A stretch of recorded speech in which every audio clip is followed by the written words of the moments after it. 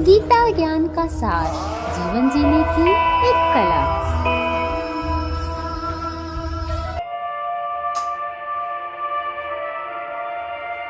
हमने कई लोगों से सुना है कि कुछ लोग कितना नपातुला बोलते हैं।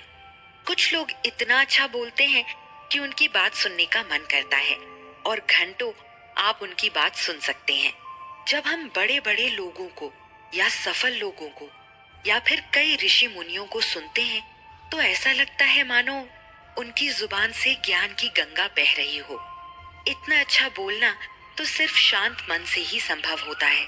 अच्छा बोलना या अच्छी तरह से बात करना हमेशा से कला मानी जाती रही है, जिसे कई जगह वाक पटुता या वाक चातुर्य भी कहा जाता रहा है। ये हमारे लिए काफी कठिन शब्द है, लेकिन आजकल के जमाने में इसे कम्युनिकेशन स्किल के तौर पर कहा जाता है। ये कला कितनी जरूरी है, ये बात कृष्ण को कई हजार साल पहले पता चल गया था। कहते हैं कृष्ण बहुत अच्छा बोलते थे और हर काम तो वो अच्छा करते ही थे, पर वो बोलते इतना अच्छा थे कि लोग उन्हें कई घंटों बैठकर सुनते रहते थे।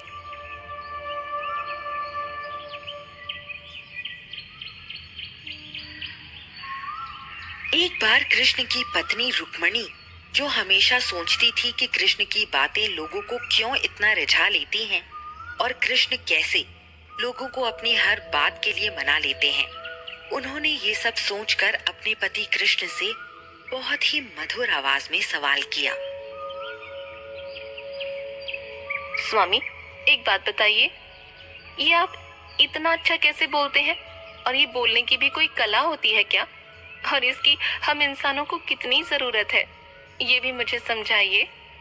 कृष्ण अपनी पत्नी की बात सुनकर थोड़ा सोच में पड़े हुए थे कि आखिर उनकी पत्नी ऐसा सवाल क्यों कर रही थी, पर वो जानते थे कि अगर उनकी पत्नी कोई सवाल कर रही है तो कोई कारण जरूर होगा। कृष्ण ने रुक्मणी को समझाया। अच्छा बोलना एक कला है और जब लोग आपकी बात सुनते हैं तब तो आपको और भी अच्छा बोलना पड़ेगा।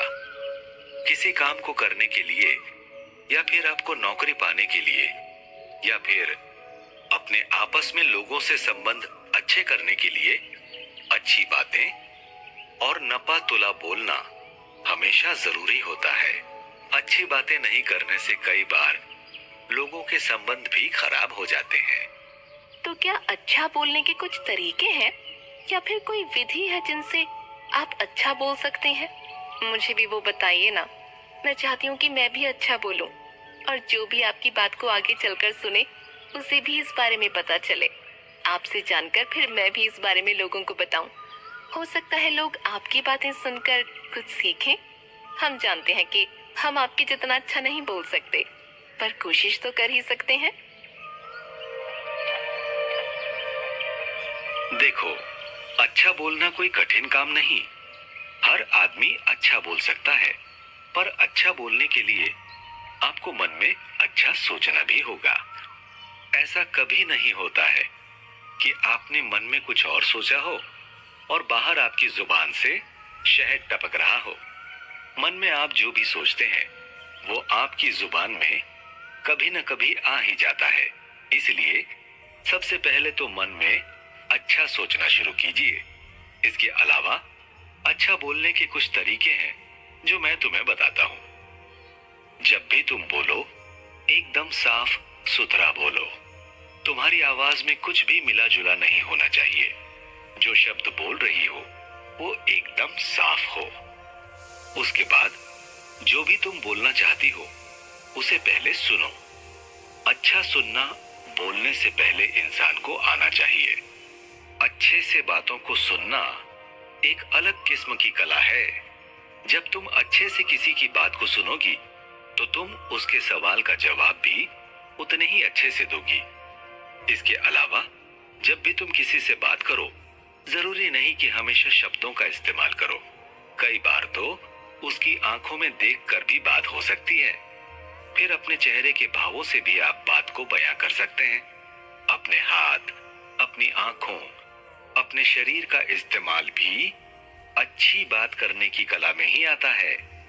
उन्हें ऐसे इस्तेमाल करें कि वो आपकी बातों को और अच्छे से बयां कर पाए। इसके अलावा जब भी किसी से बात करो तो ये ध्यान दो कि तुम्हारी आवाज ऊंची है या मध्यम में है या फिर नीचे स्तर की है। इसका मतलब ये है कि किसी से भी बहुत कठोरता से बात मत करो। आवाज को थोड़ा मध्यम रखो ताकि तुम जब भी सामने वाले से बात करो तो उसे तुम्हारी आवाज अजीब भी न लगे, न बहुत कठोर और न बहुत मीठी। जब किसी से बात करो और अगर तुम्हें कोई बात कहनी है या कोई बहुत जरूरी व्याख्यान देना है तो हमेशा ये इस्तेमाल करो कि मैं ऐसा सोचता हूं या फिर मैं ऐसा करना चाहता हूं। यह मेरे हिसाब से मैं कह रहा हूं। ये कहने की बजाय कि लोग क्या सोचते हैं या फिर लोगों का क्या कहना है। जब लोग देखेंगे कि तुम अपनी बातों को अपने अनुभव से कह रही हो तो वो तुम्हारी बातों को और भी अच्छे से सुनते हैं। दूसरों की बुराई या फिर दूसरों की बातें करने वाले इंसान को कोई भी नहीं सुनना चाहता है। सबको उसकी बातें सुनकर लगता है कि बोलने वाला नकारात्मक आदमी है। इसके अलावा जब भी तुम बात करो, सामने वाले के भाव को देखकर समझो कि वह तुम्हारे बात करने के तरीके को कैसे देखता है, कैसे सुन रहा है। क्या वो तुम्हारी बातों को उतनी ही गंभीरता से ले रहा है जितनी गंभीरता से तुम कह रहे हो? खुद की बिना किसी दया के साथ आलोचना करो। जब तुम इन सारे तरीकों को अच्छे से अपना लोगी तो मुझे यकीन है कि तुम भी मेरी तरह मीठा बोल सकती हो। वैसे आप अभी भी इतना कड़वा तो नहीं बोलती हो, पर आज तुम्हारे इन सवालों की वजह से आने वाले समय के लोगों को बहुत फायदा होगा।